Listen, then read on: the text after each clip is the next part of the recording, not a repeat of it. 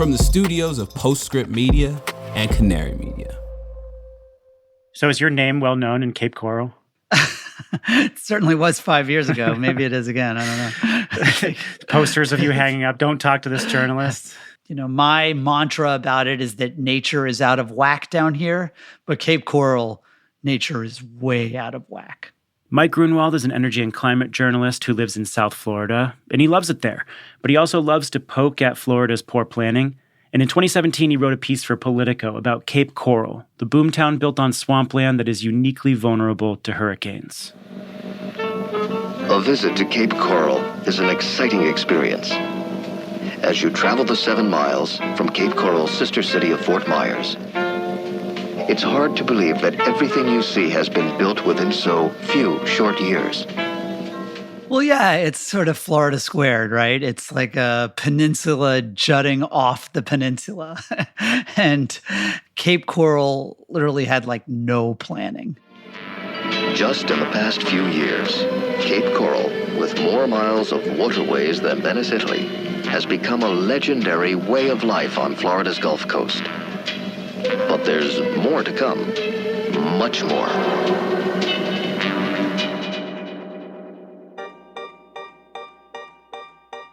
Cape Coral is a city of a couple 100,000 people in southwest Florida. It's basically a wetland nestled next to Fort Myers, one of the fastest growing areas in the country. Construction of Cape Coral started in the late 1950s.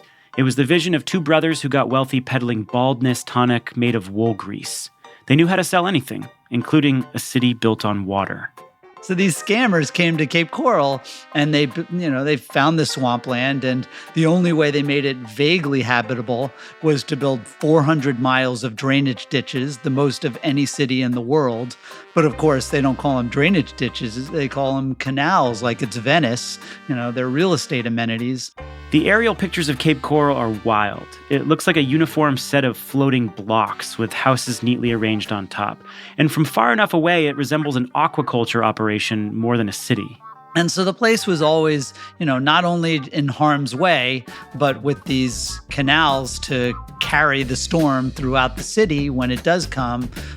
Incredibly low-lying, incredibly wet, just not the kind of place where you should put 200,000 humans. Mike went to Cape Coral after Hurricane Irma swept through the area 5 years ago, and he wanted to understand the mentality of Floridians who were flocking there and buying houses. I remember I went out on a boat with one guy, and we were kind of going through the canals. He keeps, he's kind of a middle-class guy, but he can keep his boat. He has waterfront property because he's on a canal. He keeps his boat in his backyard. And, he was just driving around. He was telling me about taking his grandkids out to look at the dolphins and manatees. It's a beautiful day. The palm trees are swaying in the breeze. And he's like, doesn't matter if a hurricane comes down here. People are going to keep coming. And it was funny because then he sort of paused and he realized and he said, if we got like a 15-foot storm surge, that could wipe the city out. And then he paused again and I remember he took a sip of his beer and was like, people will keep coming anyway because it really is nice. And we have low taxes and there's this feeling that, we're not responsible for the consequences of our actions.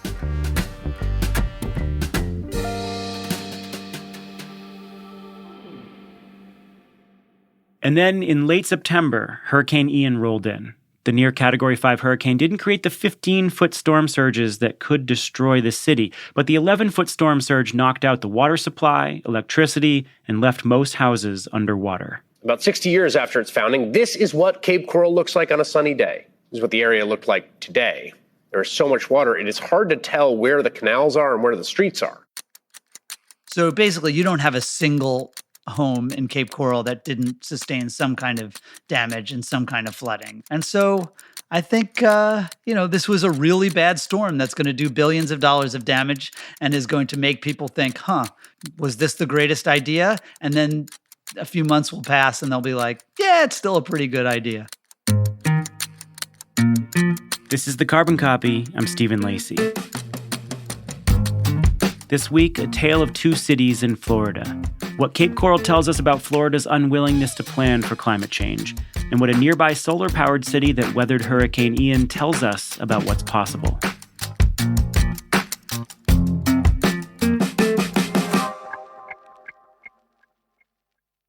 I want to recommend a podcast that I think you'll like. It's called Trail Wait. Called a must-listen by Outside Magazine, Trail Wait just released a new season. In it, critically acclaimed host Andrew Steven explores how our love and enjoyment of the land can accidentally do more harm than good. From ever-growing wildfires in the Sierra Nevadas to ecotourism and the unintentional consequences of too many folks enjoying national parks. Produced by the Podglomerate, Trail Wait is a sound-rich exploration that gives you a new perspective on the great outdoors. Don't miss out. Follow Trail Wait on Apple Podcasts, Spotify, or your favorite podcast app. Tell them Carbon Copy sent you.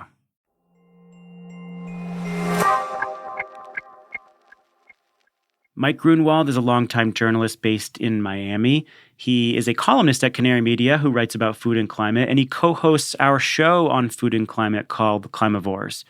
And in 2007, he published a book called The Swamp, The Everglades, Florida, and the Politics of Paradise. It detailed the destruction and attempted resurrection of the Everglades. Now, Mike is an unapologetic Floridian. He's also unapologetically critical of Florida's build now, figure it out later approach to development. When you say Florida is an ecological Ponzi scheme with no risk management, what do you mean? Up until the 20th century, Florida was really America's last frontier. It was pretty much an uninhabited wasteland. And it was really water management. People talk about Social Security or bug spray that made Florida what it is today, but it was really water management. Around World War II, where they finally started to get it right, and then you just had this incredible boom. And since then, really, the business of Florida has been bringing in more people. We bring in 1,000 people every day. We're not a place that has industry. Our business is real estate and tourism. We have a lot of agriculture too, but a little known fact is that our biggest agricultural industry is nurseries, which is essentially growing sod and palm trees for suburban lawns. So really, our entire economy, where we bring in 1,000 people a day, but most of those people, they either they work in a nursery, or they lay tile, or they're a mortgage broker or a real estate lawyer. There's somebody whose job depends on bringing in another 1,000 people tomorrow. And so that's what I mean by this ecological Ponzi scheme, where eventually kind of the bill comes due, and Hurricane Ian is one of those moments where suddenly we've put 20 million people in harm's way, and the harm arrived. Rescuers struggled to reach people stranded by the floodwaters that Ian left behind after raking the state overnight. When all the insurance payouts are tallied, Hurricane Ian could be the costliest storm ever to hit Florida. And most of those costs are from water, both coastal surges and record inland flooding. The efforts are hampered by flooded roads and damaged bridges, turning homes into islands and causing severe damage. And in Cape Coral, the 400 miles of drainage canals, which have been stressed by multiple 100-year flood events in the last 5 years, were quickly overwhelmed. Decades of dredging and filling invaluable wetlands across southwest Florida created a coastline incapable of handling water. Even in a state that's no stranger to hurricanes, the destruction in the wake of Ian is staggering. More than 100 deaths, most by drowning, communities in tatters. The price tag for recovery? Estimated at more than $100 billion. I don't think there will be a lot of soul searching about, do we belong here? Does a place like Cape Coral, should it be rebuilt? It's going to be rebuilt. The hope for those of us who, or at least have been trying to shriek in the wilderness about sustainability issues is that, we can maybe build back a little better, a little safer, a little higher. Rick Scott, when he was governor, one of the first things he did was get rid of Florida's growth management agency. And since then, it's been all growth and no management.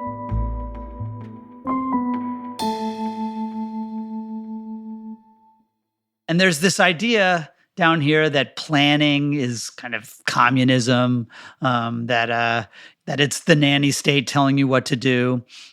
And so again, I try to point out to people, particularly people on the left, that there is something really alluring about, Ron DeSantis and the Republicans who have controlled Florida for 20 years telling you, come on down, don't pay taxes, don't invest in infrastructure, don't worry about the future. You can use as much water as you want. You can build wherever you want. Nobody's going to tell you what to do.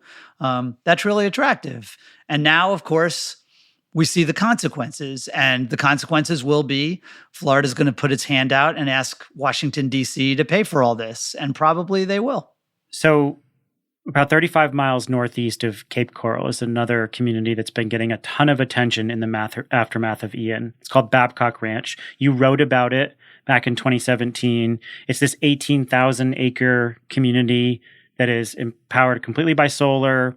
It was developed with special water management techniques to withstand extreme weather and flooding. And the lights and the internet stayed on throughout the entire storm with very little damage. What is Babcock Ranch and what's different about it? Well, Babcock it's really Florida's first community that was designed to be a really sustainable community. And it was funny. I first met the developer. He's a guy named Sid Kitson. He was a former professional football player. I met him, I think it was 2008 or 2009. He came to see me in Miami because he had read The Swamp. And he was pitching this idea of a solar-powered, eco-friendly town in the middle of Southwest Florida. And he was doing this, during in the throes of the Great Recession. And I kind of thought he was a little crazy. And even he was like, all my friends are telling me that, I got hit in the head a little bit too much out on the field. But I still wrote this kind of credulous story about this really cool idea this guy had. But then sure enough, the economy was just too brutal and he couldn't build it. But then he called me again 8 years later and he was like, hey, we're building it. And so, like you said, Babcock Ranch is how you would build in Florida if you were really thinking seriously about the future. First of all, it's at 30 feet elevation, which, in South Florida, that's like the Himalayas. So, it doesn't, you can have a gigantic 15-foot storm surge and they don't care. And yes, they did a lot of, they used native vegetation. First of all, it's surrounded. Sid's original deal, I think he bought 100,000 acres and gifted 90,000 to the state. So it's, since I've written so much about how Florida is kind of destroying its natural heritage and the natural resources that make Florida attractive, that make us not the New Jersey Turnpike with better weather. For Sid, it was really important to try to keep those resources, to have the hiking trails, to have the natural beauty and the the wildlife that really does attract people to Florida. But also, unlike Cape Coral, he built a little downtown area first.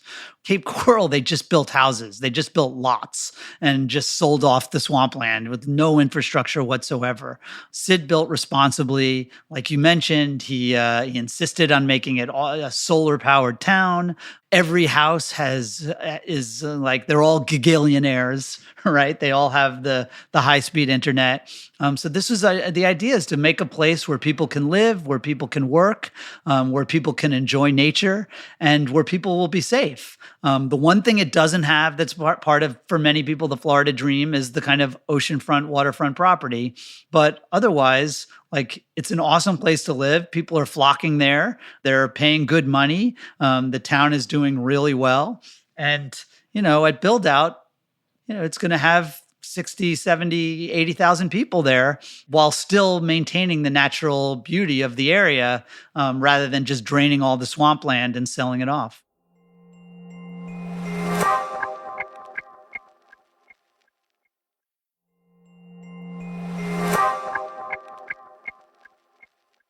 So a place like Florida, you have to eventually consider building the way they are in Babcock Ranch if we want to withstand what is coming. We know what's coming.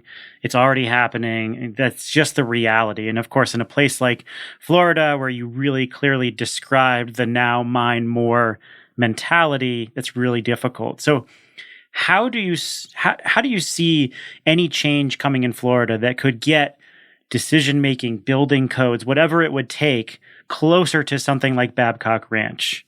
Well, I think, first of all, the good news is that there hasn't been nothing particularly in my part of the world, in Southeast Florida, in Miami, Fort Lauderdale, there has been, and again, locally, this is while Southwest Florida is extremely right wing and extremely Republican, Southeast Florida much less is more democratic and more open to thinking about climate change.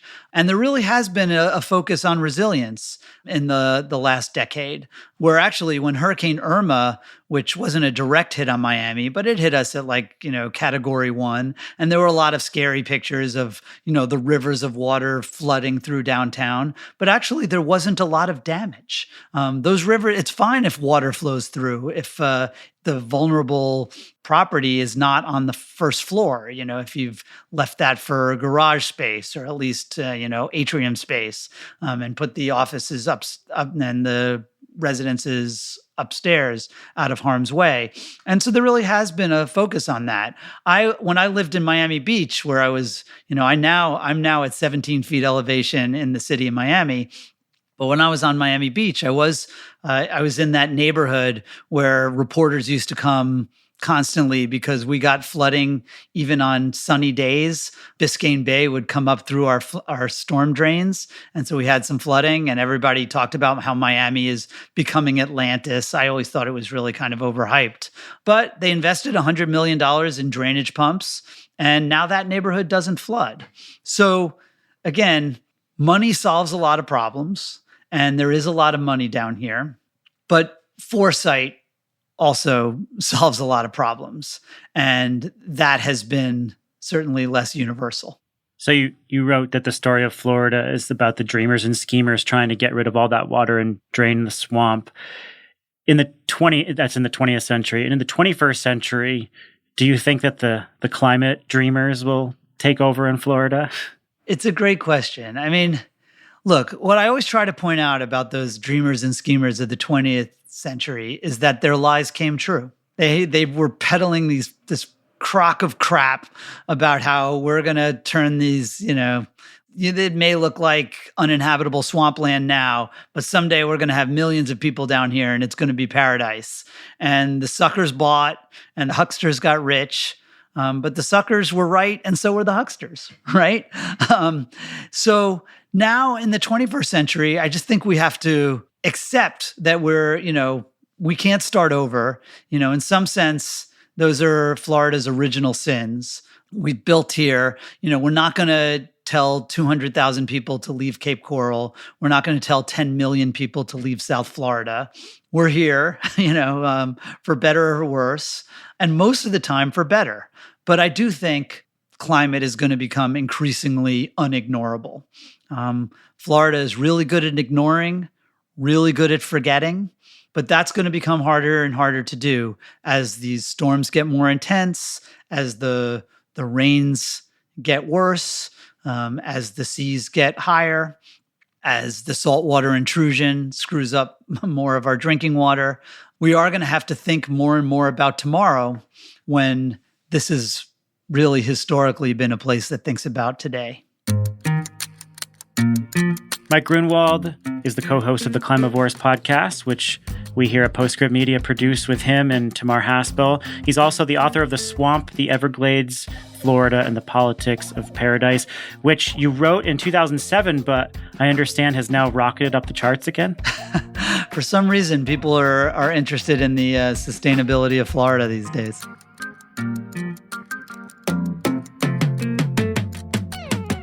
The Carbon Copy is a co-production of Postscript Media and Canary Media. Go check out Mike's column on food at canarymedia.com. You can also listen to his podcast that he co-hosts with Tamar Haspel, who is a really awesome food journalist. That's called Climavores, and you can find that anywhere you get your podcasts. So go tune into that. This episode was produced by me and Alexandria Herr. Ann Bailey is our editor. Sean Marquand is our engineer. Postscript Media is supported by Prelude Ventures, a venture capital firm that partners with entrepreneurs to address climate change across a wide range of sectors: advanced energy, food and agriculture, transportation and logistics, advanced materials and manufacturing, and advanced computing. Thanks for listening. Thanks for sharing your thoughts on social media and giving us a rating and review. We will catch you next week. I'm Stephen Lacey, and this is The Carbon Copy.